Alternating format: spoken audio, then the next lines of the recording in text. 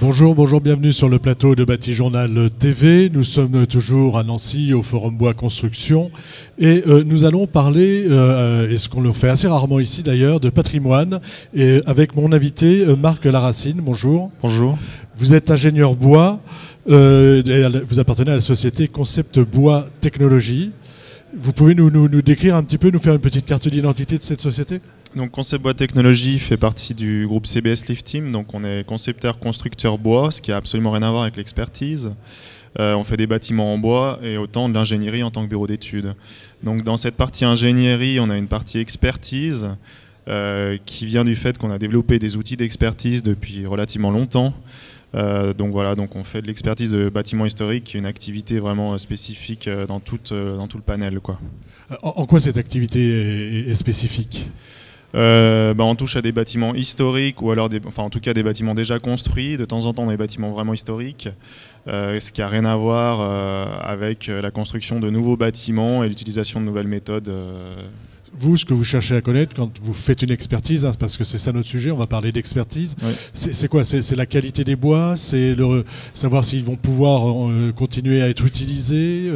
C'est quoi l'idée qu'il y a derrière ? L'idée principale, c'est souvent une demande, soit de pouvoir conserver le bâtiment en l'état, soit de pouvoir changer l'affectation du bâtiment pour le faire évoluer. Donc dans ce cadre-là, on doit soit confirmer que ça tient, soit confirmer que ça tient plus pour évoluer dans la vie du bâtiment. Pour venir ajouter du poids, par exemple, sur un plancher. Exactement.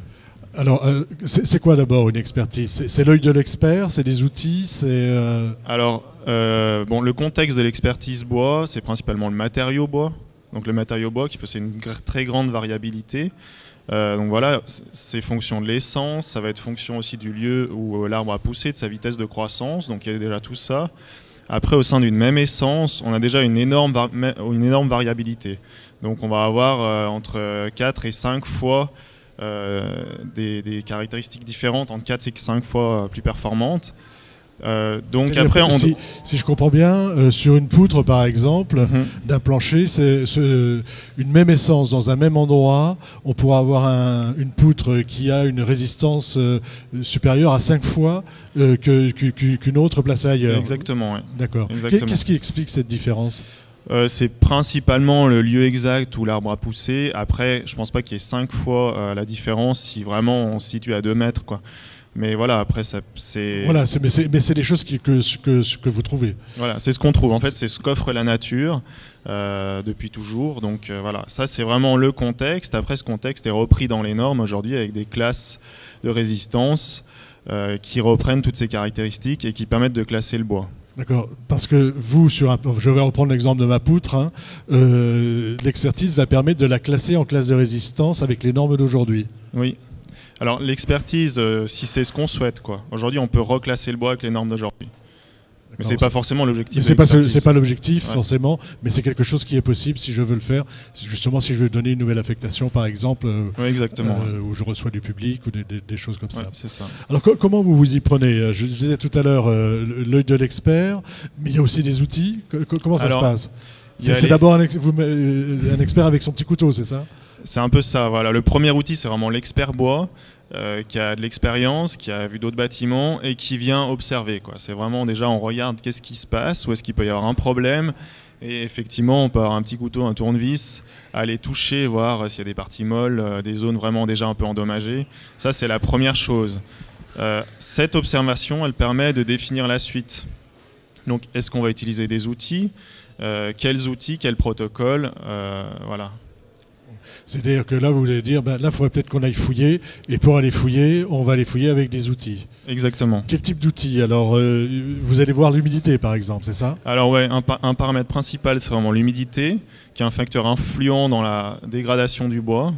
Donc voilà, on prend un humidimètre à pointe, quelque chose de relativement standard, on peut tester l'humidité et voir si le bois déjà est dans des conditions qui étaient prévues par l'exploitation du bâtiment.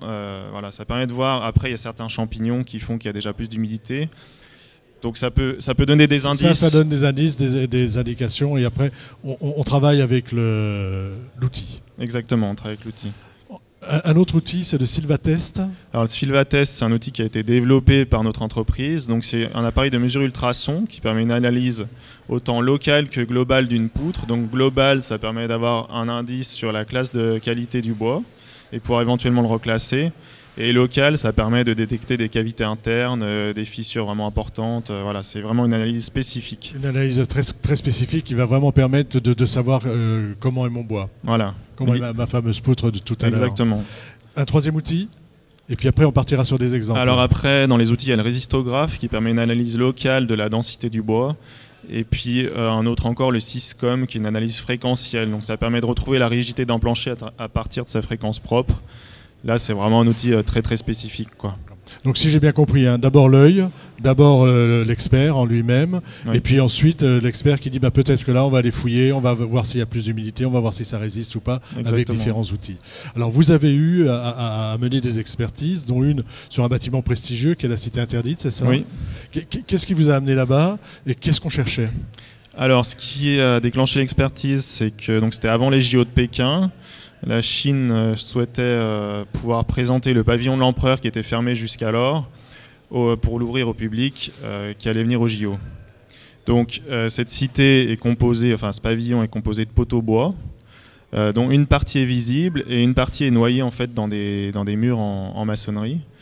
Donc ils n'étaient pas visibles à l'œil nu. Donc ce qui se passait, c'est qu'ils devaient détruire les murs pour pouvoir expertiser toute la poutre. Donc il fallait détruire une partie des murs, puis reconstruire. Enfin, c'était un travail assez titanesque.